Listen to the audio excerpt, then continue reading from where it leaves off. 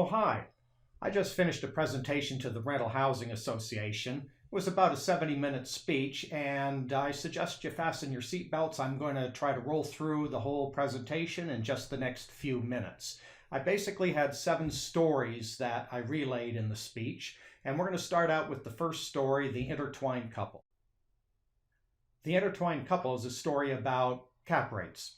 Cap rates have been coming down pretty significantly over the last couple of years, and they're trending even lower this year. Well, why is that?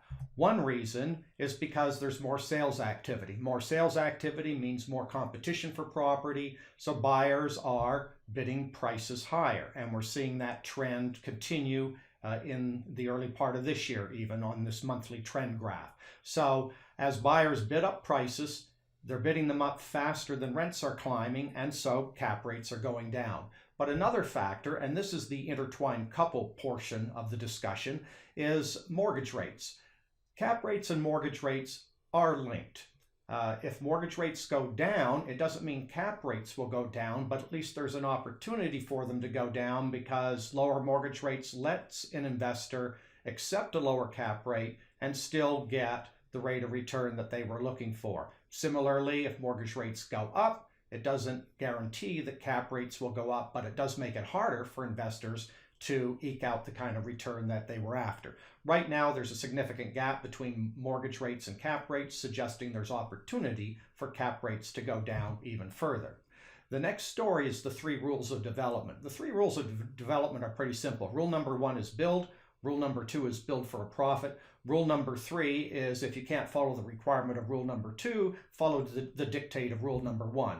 And that's certainly what developers are doing. In the next 3 years, 2013 through 2015, we expect about 30,000 new apartment units will open up. That's based on what developers are telling us. Now, it's possible some of that will drop off, but it's still a very significant level of production. In fact, we haven't seen this kind of production since the late 1980s and 1990.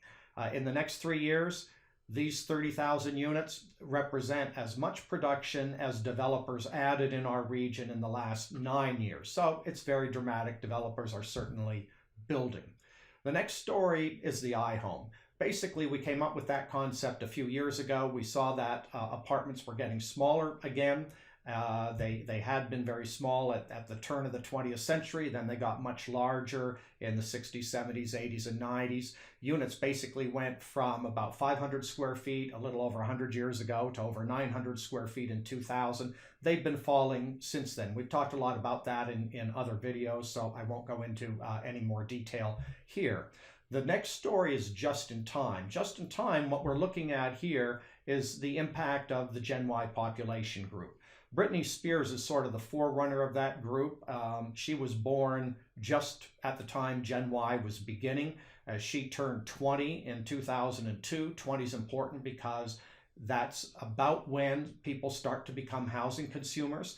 She's turned 30 now, but Justin Bieber won't turn 20 for another couple of years. So there's still a significant group in the Gen Y population coming into our market. Between now and the end of 2015, we expect about 70,000 additional people in the 20 to 34-year age group. And that's significant because 20-somethings are generally renters. That's always been the case. Most of them typically rent. And so we've got a lot of potential apartment demand happening. Now, a lot of investors are saying, well, you know, it's different this time, that people are going to rent longer. There's much more interest in renting than home ownership. That may be true, but we may just be experiencing what we've always experienced. People in their 20s typically do rent. And so we came up with this concept, though, we call it Leave It to Beaver. Basically, baby boomers like me grew up in the 1950s and 60s with television shows like Leave It to Beaver and Father Knows Best. Those kinds of shows portrayed living in the single-family home as the American dream. But Gen Y grew up with television shows like Seinfeld, Friends, and The Big Bang Theory.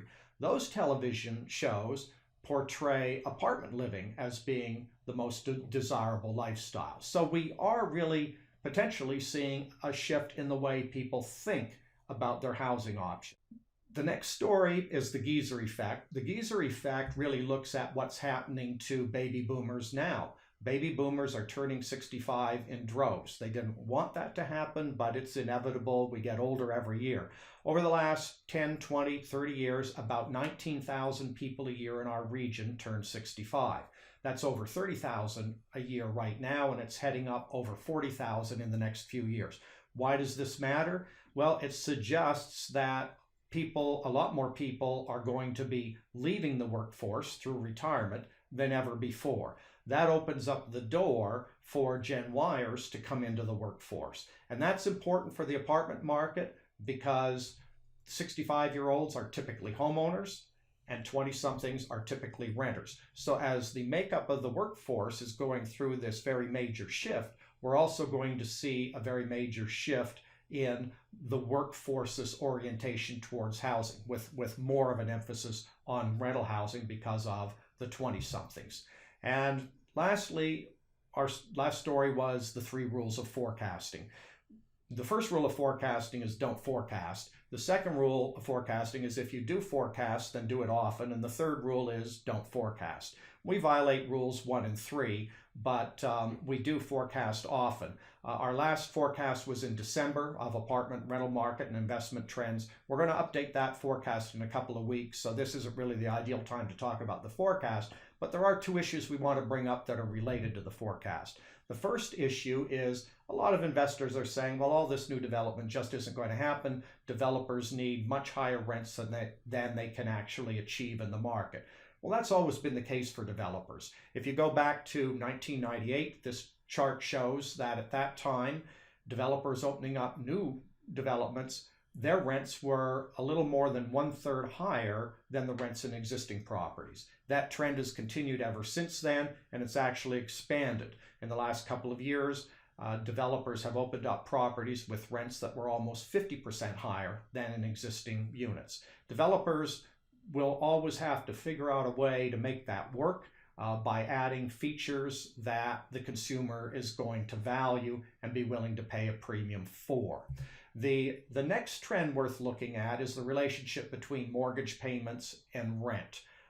This is significant because right now this is at an all-time low. It's much more affordable to own a home compared to rent than it ever has been. I'm not saying it is as affordable. I'm just saying it's more affordable than traditionally.